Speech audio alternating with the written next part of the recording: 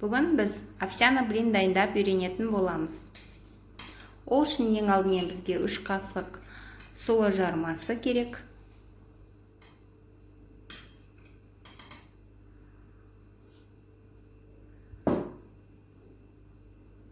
Және 1 жұмыртқа.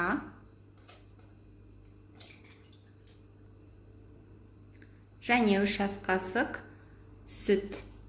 Менде қара құмық сүті, ал сіздер өздеріңіздің қалаған сүттеріңізді пайдалана берсеңіздер болады.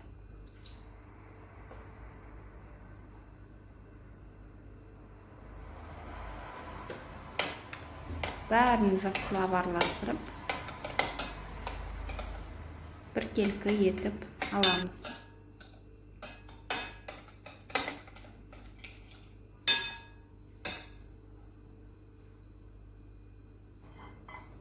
Және салқын табамызға құямыз.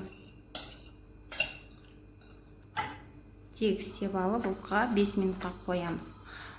Овсяный блиніміз дайын болғанша ортасына салмамызды дайындаймыз. Менде бір қызанақ және ақ желкен.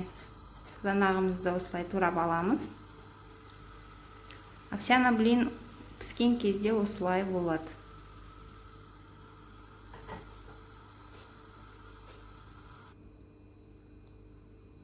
Блинімізді өшіріп, ортасына салмамызды саламыз.